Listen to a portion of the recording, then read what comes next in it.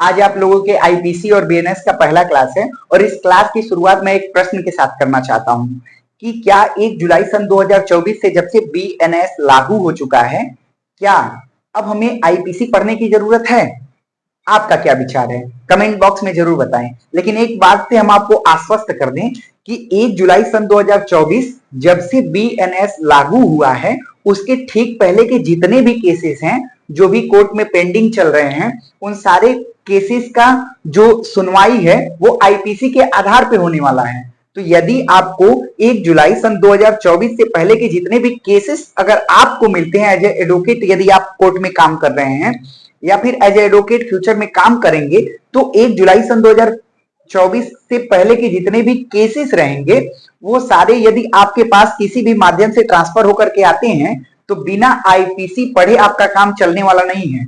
दूसरी बात, यदि आप किसी भी जुडिशियल ऑफिसर के पोस्ट पे न्यायिक सेवा में अपना योगदान देना चाहते हैं और यदि उस न्यायिक सेवा में आपका जो योगदान है आप दे रहे हैं, उस स्थिति में यदि आपके समक्ष 1 जुलाई सन 2024 से पहले के जितने भी केसेस आएंगे वो सारे केसेस आपको आईपीसी के आधार पे ही तय करना होगा।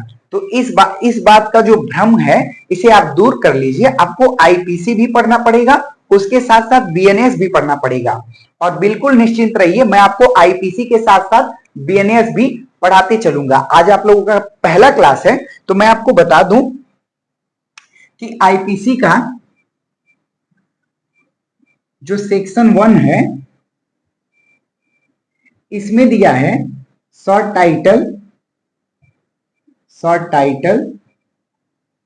And extend. Short title and extend, short title means कि आईपीसी को जो ये एक्ट है उसको क्या कहा जाएगा, तो द इंडियन पेनल कोड 1860 के नाम से इसको जाना जाएगा। और ये जो है फर्स्ट इंडियन लॉ कमीशन के द्वारा इसको ड्राफ्ट किया गया था, जिसमें टोटल 4 मेंबर थे, Lord Macaulay, Lord Macleod, Anderson और मिलेट।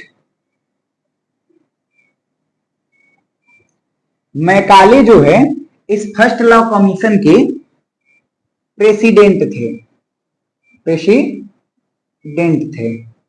इसलिए हम लोग ऐसा भी जानते हैं कि आईपीसी जो है लॉर्ड मैकाले ने बनाया था, लेकिन आईपीसी फर्स्ट लॉ कमीशन के द्वारा बनाया गया था। First law commission 1834।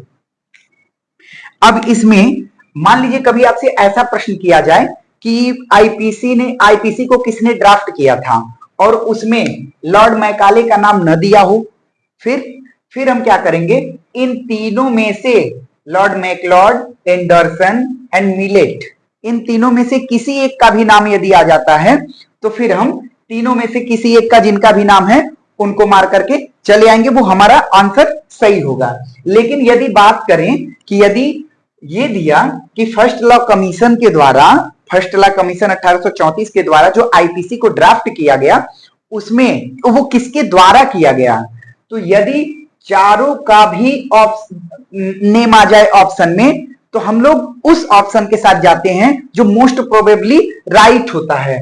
तो वहां इस फर्स्ट लॉ कमीशन के प्रेसिडेंट लॉर्ड मैकाले थे, इस वजह से वहां पे हमारा आंसर क्या होगा, लॉर्ड मैकाले।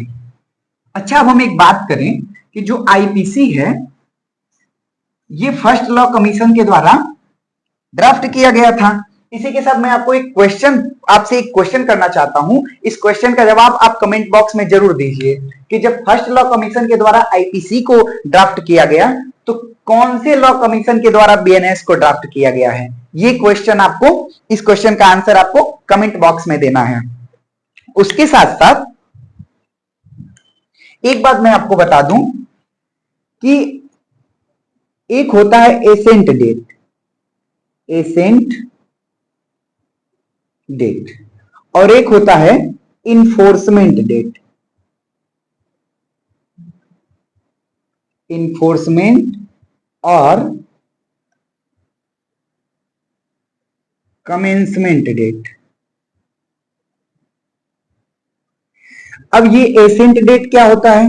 एसेंट डेट जब भी लेजिस्लेचर के द्वारा कोई भी एक्ट बनाया जाता है तो एक सदन से दूसरे सदन में, जब पहले सदन में कोई बिल पेश किया जाता है, दूसरे सदन में भेजा जाता है, दूसरे सदन के द्वारा इसे पास कर दिया जाता है, तो फिर ये प्रेसिडेंट को भेजा जाता है। यदि प्रेसिडेंट इस पे साइन कर दें, अपना सिग्नेचर कर देते हैं, तो फिर ये बिल जो है ये एक्ट बन जाता है।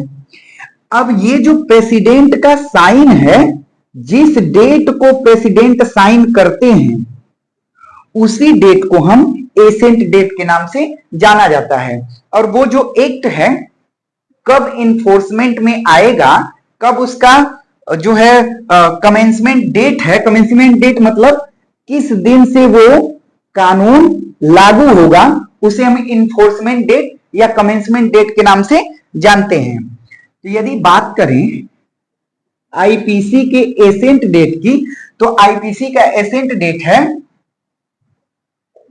6 अक्टूबर 1860। और यही बीएनएस की बात कर लें, बीएनएस का 25 दिसंबर 2023। अब बात करें इन्फोर्समेंट की, तो आईपीसी का इन्फोर्समेंट डेट है 1 जनवरी 1862। यही यदि बीएनएस की बात करें 1 जुलाई 2024। ये इंपॉर्टेंट डेट है, इसको आप लोग ध्यान रखिएगा। आपको एसेंट डेट समझ में आया कि जब कोई बिल लोकसभा में पेश की जाती है और लोकसभा से राज्यसभा में उसको भेज दी जाती है और राज्यसभा के द्वारा उस बिल को पास कर दिया जाता है, और पास करने के बाद यदि उस बिल को प्रेसिडेंट को भेज दिया जाए और प्रेसिडेंट उस पे मुहर लगा दें, साइन कर दें अपना, तो जिस डेट को वो साइन कर रहे हैं उसे हम लोग कहते हैं एसेंट डेट। और वो जो एक्ट है जो लागू होने वाला है जिस डेट को, उसे कहते हैं इन्फोर्समेंट डेट। तो आईपीसी का इन्फोर्समेंट डेट है 1 जनवरी 1862 एंड बीएनएस का इन्फोर्समेंट डेट है 1 जुलाई 2024। आईपीसी का एसेंट डेट है 6 अक्टूबर 1860 एंड बीएनएस का एसेंट डेट है 25 दिसंबर 2023। अच्छा, अब एक बात और हमको बताइए,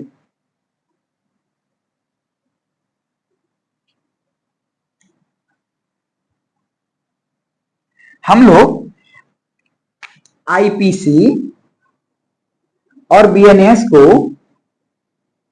पढ़ने जा रहे हैं और ये हमारी पहली क्लास है। तो जो लॉ होते हैं, ये लॉ दो तरीके के होते हैं। एक तो होता है कोडिफाइड लॉ और एक होता है अनकोडिफाइड लॉ।